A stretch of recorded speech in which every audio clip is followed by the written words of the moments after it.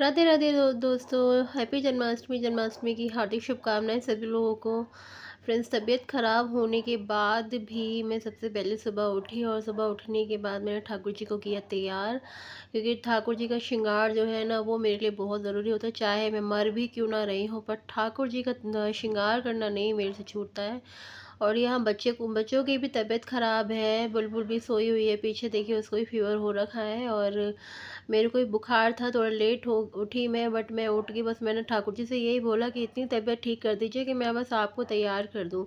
तो बस मैंने ठाकुर जी का किया श्रृंगार और दवाई लेकर लग गई अपने सारे काम पर। तो hello everyone, welcome back to my new blog. Friends, Radhe Radhe. कैसे हैं आप सब? आशा करते सभी लोग अच्छे होंगे। फ्रेंड्स, मेरी सच में बहुत तबीयत ख़राब हो गई है कि मैं मतलब ब्लॉग भी शूट नहीं कर पा रही हूँ। आज मेरे इतने अरमान थे कि मैं इस बार जन्माष्टमी की बहुत तैयारियां करूँगी, कुछ नहीं हो पाया। बट थोड़ा सा जो मैंने किया है मैं आप लोगों के साथ में शेयर जरूर करूँगी। और क्या प्रसाद में क्या बना रही हूँ जो कि नॉर्मल बनता है, वही पंजीरी वगैरह वो सब कुछ दिखाऊंगी मैं आपको। पर मैं ठाकुर जी दिखाती हूँ आपको अपने।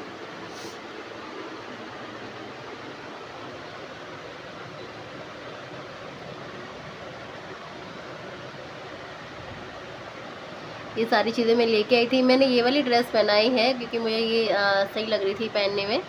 तो मुझे लगा कि चलो ये वाली बनाते हैं, और जो है वो भी आगे यूज़ हो जाएंगी, क्योंकि छठी वगैरह होगी ना तो छठी में यूज़ हो जाएगी वो वाली।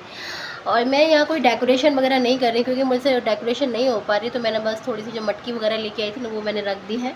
अभी बाद में करेंगे जब छोटे वाले ठाकुर जी को नहलाएंगे, क्योंकि छोटे वाले ठाकुर जी को हमने खीरे के अंदर इसमें रखा हुआ है, टोकरी में खीरे में रख देते हैं और नहलाकर अब मैं बाद में पालने में बिठाएंगे उनको।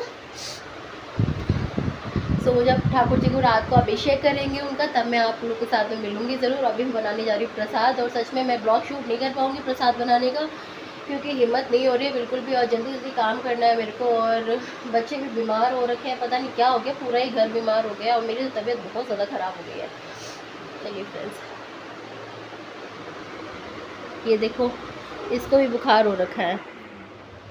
सो फ्रेंड्स, देखिए ये बन गया है मेरा पंचामृत। ये पंचामृत है, और ये जो पड़ा हुआ है ना, ये ग्रीन ग्रीन लीव्स, ये तुलसी के पत्ते हैं। और ये है पाग। मैंने बहुत कम बनाया है गाइस, क्योंकि मुझसे ना बन नहीं पा रहा। ये है पंजीरी। पंजीरी में सारे मैंने मेवे डाल दिए हैं अंदर ही, इसके सारे मेवे मैंने इसके अंदर डाल दिए हैं। जितने ड्राई फ्रूट्स वगैरह डालने होते हैं ना, सब कुछ मैंने इसके अंदर ही डाल दिए हैं। और बहुत कम बनाया है क्योंकि मुझसे हो नहीं पा रहा। और मेरी आवाज़ सुन के आपको लग रहा होगा कि सच में मेरी तबीयत बहुत ज़्यादा ख़राब है। और ये पंचामृत जैसे कि कच्चे दूध और कच्चे दही से बनाया जाता है। और तुलसी लीव्स हमें डालना ज़रूरी होता है, क्योंकि तुलसी लीव अगर भोग नहीं मैं नहीं डालेंगे तो भोग नहीं जाता है भगवान को, ठाकुर जी का भोग नहीं जाता है बिना तुलसी के। तो देखिए ये पंचामृत है, ये है मेरा पाक, मैं भी कट करके दिखाऊंगी इसे। और ये है पंजीरी। तो देखिए फ्रेंड्स, मैं कट करके दिखाए थे आपको। मैं भी कट कर लगा दूंगी इसमें, बट मैं निकालूंगी नहीं क्योंकि अभी ये कच्चा ही है ना, तो भी सही से हुआ नहीं होगा।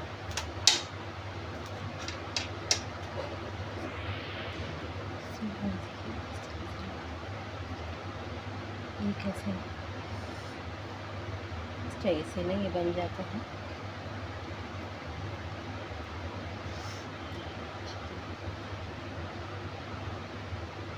ये जमी नहीं है, जमने देते हैं इसको अच्छी तरीके से। और यहाँ बना लिया है मैंने बच्चों के लिए खाना। ये बनाई है मैंने शाही पनीर की सब्ज़ी, बिना प्याज लहसुन, और एकदम शुद्ध शाही पनीर की सब्ज़ी बनाई है।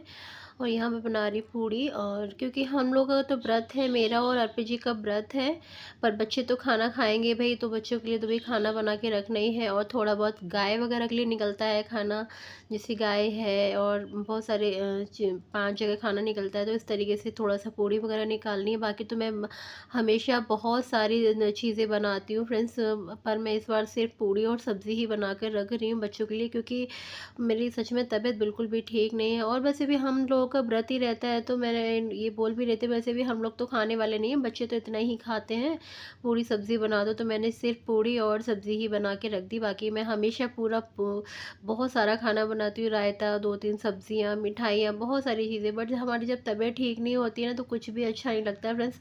तो बस मैं बता नहीं सकती, मैं किस कंडीशन में ऐसे खड़ी हुई थी यहाँ पे। बस हिम्मत करके मैंने ठाकुर जी से बोला कि भाई ठाकुर जी इतनी तबीयत ठीक कर दीजिए, मैं रात को आपका अभिषेक कर दूँ, इतनी मेरी तबीयत ठीक कर दीजिए। बस चमत्कार हो गया कि बस थोड़ी सी खड़े होने लायक जान आ गई हाथ पैरों में। तो बस बच्चों के लिए भोजन बना दिया, खाना बना दिया मैंने। बाकी हम लोग का व्रत है तो हम लोग तो नहीं खाएंगे। सो हेलो एवरीवन, हम लोग जा रहे हैं जन्माष्टमी की झांकी देखने जा रहे हैं ना, झांकी देखने जा रहे हैं। और हमारे कान्हा जी को यहाँ पे अकेला छोड़ के जा रहे हैं अभी। और आके मैं फिर अभी 9 बजे हुए हैं तो अभी हम पूजा करेंगे आके और चलते हैं झांकी देखने। अंधेरा हो रहा है बच्चा, थोड़ा ध्यान से चलो, धीरे धीरे चलो। गाइस हमारी सोसाइटी का ये हाल है, देखो अंधेरा हो रहा है। सो हम पहुंच गए थे झांकी देखने के लिए फ्रेंड्स। तो इतनी ज़्यादा भीड़ हो रही थी मंदिरों में, इतनी ज़्यादा भीड़ थी। तो हम जहाँ गए थे, जिस मंदिर में हमेशा जाते हैं, वहाँ इतना बड़ा मेला लगा हुआ था कि हम ना वहाँ से वापस आ गए। हमने सोचा चलो थोड़ी देर में जाएंगे, थोड़ी सी भीड़ कम हो जाएगी।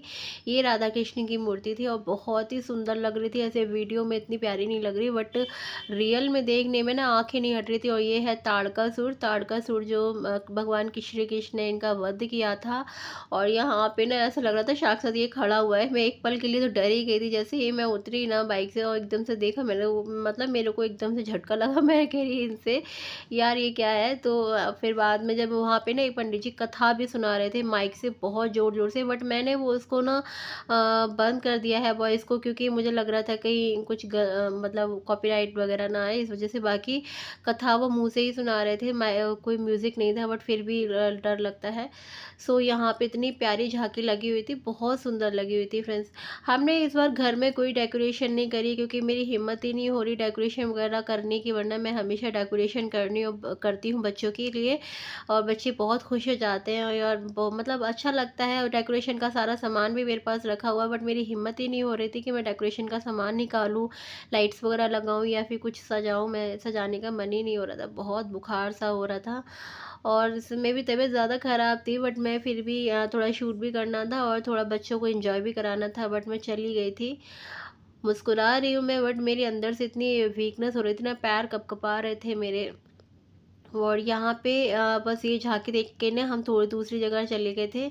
वहाँ पे भी बहुत भीड़ हो रही थी। और यहाँ पे हमने राधा कृष्ण को झुलाया था झूला, यहाँ झूला लगा हुआ था। पहले हम यहाँ झूला झुलाते हैं राधा कृष्ण को, फिर ये जो बैठे होते हैं ना यहाँ पे दानपेटी में, अगर आपको कुछ डालना है तो डाल सकते हो, नहीं तो कोई बात नहीं है, वो कुछ कहते नहीं हैं। झूला झुलाओ आप अपने मन से।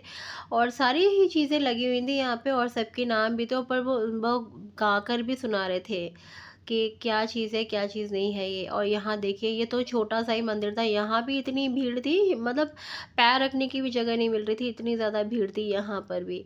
फिर भी हम लोग बस यहाँ गए। और ये दूसरा जो बगल में ही मतलब ये पूरा ही एक ही मंदिर है, पर अलग अलग डिवाइड कर रखा था जिससे कि ज़्यादा भीड़ ना हो जाए।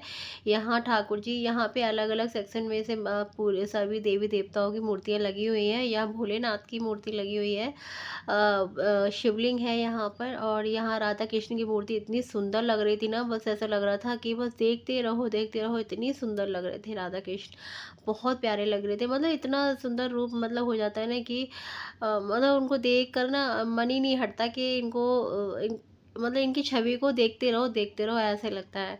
बहुत सुंदर लग रहे थे। और देखिए ड्रेस देखिए कितनी प्यारी लग रही है।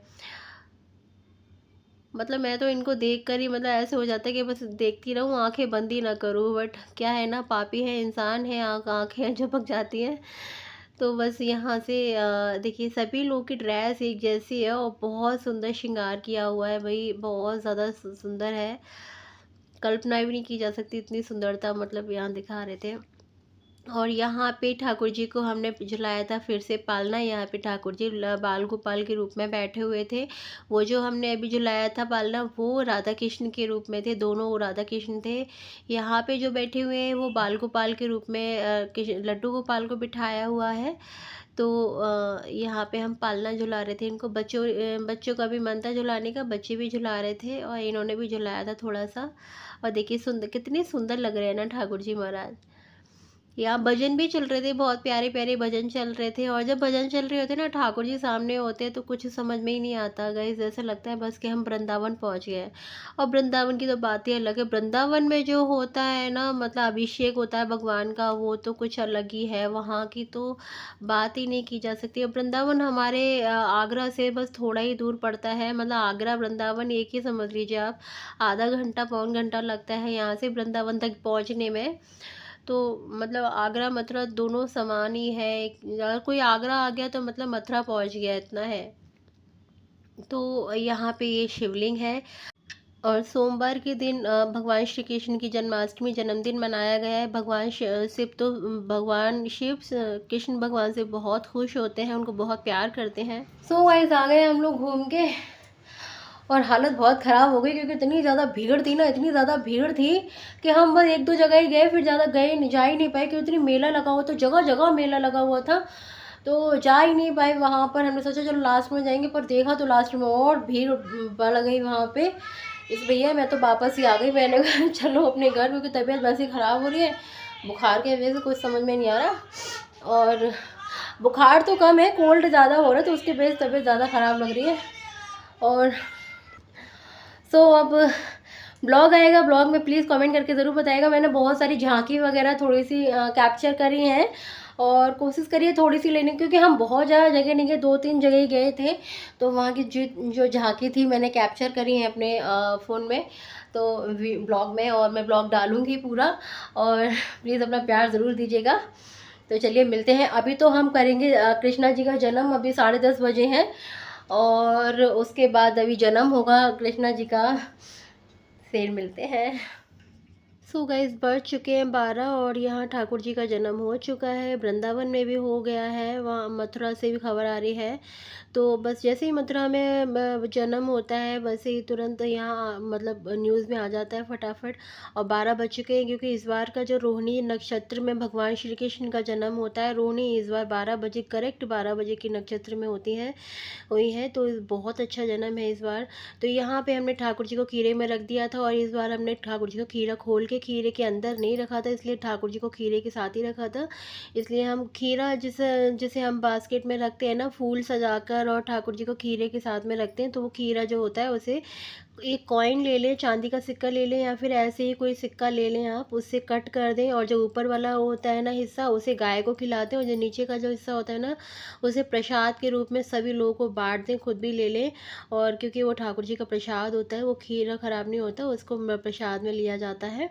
ऊपर वाला जो होता है ना हिस्सा जो कट किया है आपने, उसको गाय को खिलाना होता है, जो कि मेरे हस्बैंड खिला के आएंगे। और यहाँ पे हम कर रहे हैं भगवान श्री कृष्ण का अभिषेक पंचामृत से, और सभी चीज़ों से करेंगे। मतलब 5 चीज़ें होती हैं सब में सारी पंचामृत की, दूध, दही, घी, शहद, और गंगा जल, शक्कर, बूरा होता है मतलब, और बहुत सारी चीज़ें, और ये सारे तुलसी दल के साथ में करना होता है भगवान श्री कृष्ण का अभिषेक करने के बाद हमने तैयार करके ठाकुर जी को बिठा दिया है पालने में।